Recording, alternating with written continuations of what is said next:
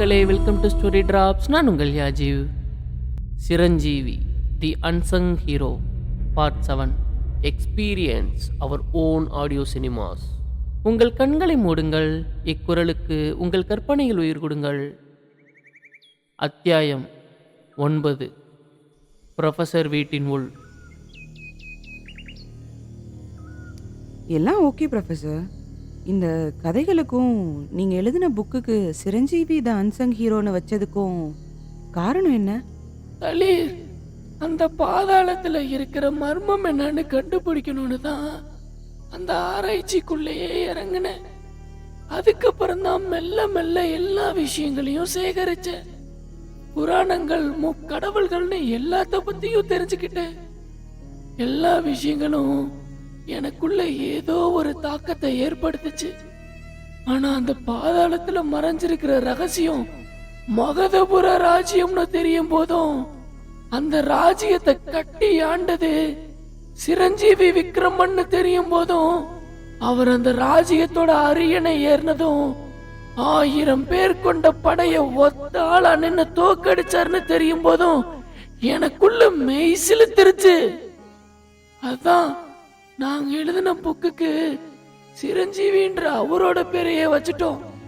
அவருடைய வீரம் வரலாற்று சுவடுகள்ல இருந்து மறைக்கப்பட்டதாலதான் சிரஞ்சீவி தி அன்சங் ஹீரோன்னு வச்சோம்.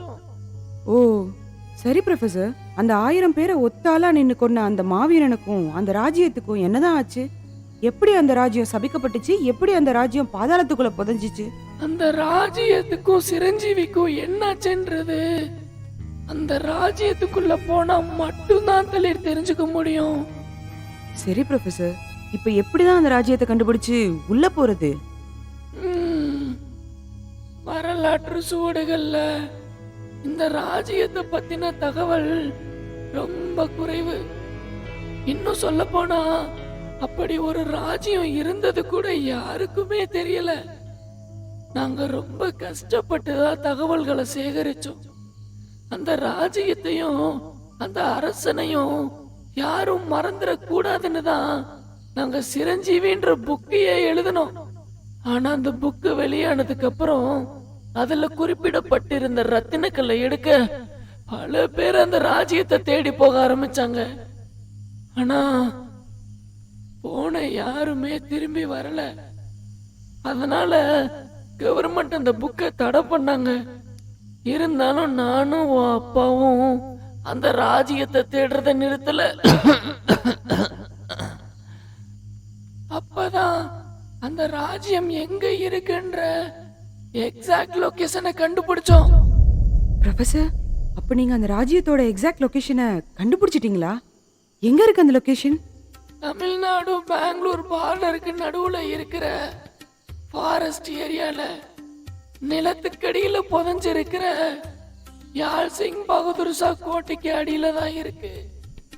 ஆனா எல்லாரும் நினைக்கிற மாதிரி அது கோட்டைக்கு அடியில நம்ம பூலோகத்துல இல்ல. தென் இந்த பிரபஞ்சத்துல நிறைய பேருக்கு தேவலோகம், பாதாள லோகம் இருக்கிறதையே நம்ப முடியல. ஆனா அதையும் தாண்டி இன்னும் பல லோகங்கள் இருக்கு. அந்த லோகங்கள் எல்லாம் பலவிதமான உயிரினங்களும் தாவரங்களும் இருக்கு. எல்லா லோகங்களுக்கும் பலவிதமான வேறுபாடுகள் இருக்கும். நேரம், சூழல்னு எல்லாமே வேறுபட்டிருக்கும்.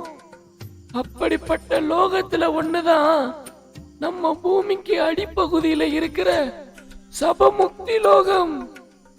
ஏதோ ஒரு காரணத்தால அந்த ராஜ்யம் சபிக்கப்பட்டு சபமுக்தி லோகத்துல அடைஞ்சு கிடக்குது. என்ன சொல்றீங்க ப்ரொஃபஸர்? எனக்கு ஒன்றும் புரியல. சபமுக்தி லோகமா? அதுவும் பூமிக்கு அடியிலையா?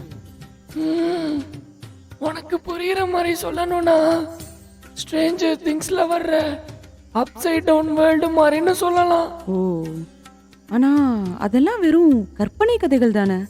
அது கற்பனை கதைதான். ஆனா சபமுக்தி லோகம் ஒரு உண்மையான உலகம். சபிக்கப்பட்ட பல விஷயங்கள் அந்த உலகத்துல இருக்கு.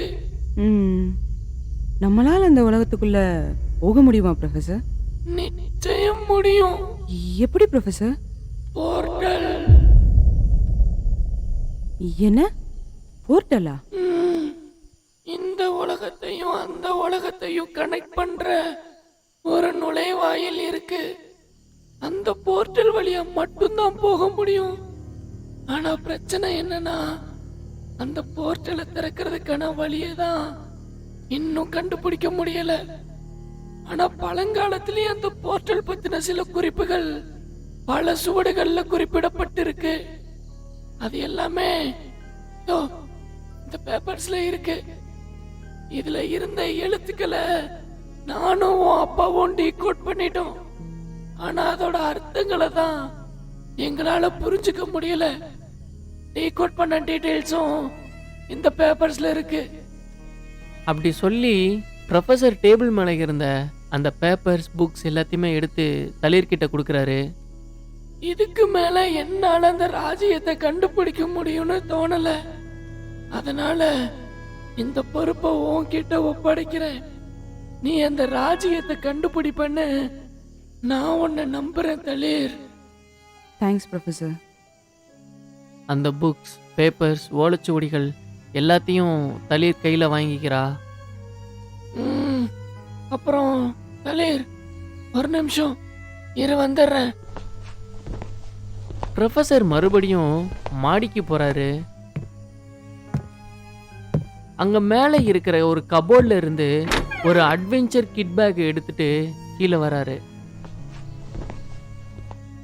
தளிர், இந்த பேக்கை எடுத்துக்கோ. இதுல இந்த ட்ரிப்புக்கு தேவைப்படுற எல்லா எக்யூப்மெண்ட்ஸும் இருக்கு. அண்ட் சில வெப்பன்ஸும் இருக்கு. இது உன் அப்பா உனக்காக விட்டு போனது. அவனுக்கு அப்பயே தெரியும் ஒரு நாள் நீ என்ன தேடி வருவேன்னு.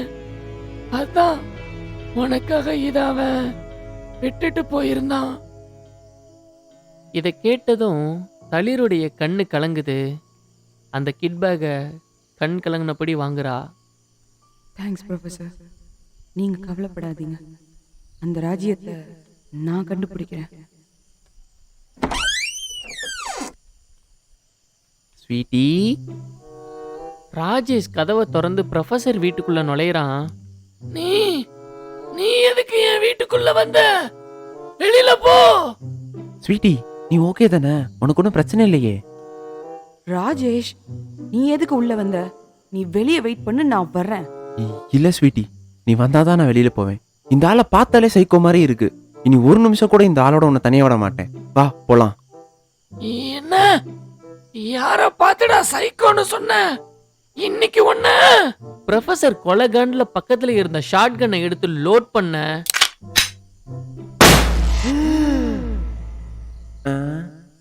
செத்துட்டேனா? இல்லையே, இன்னும் உயிரோட தான் இருக்கேன்.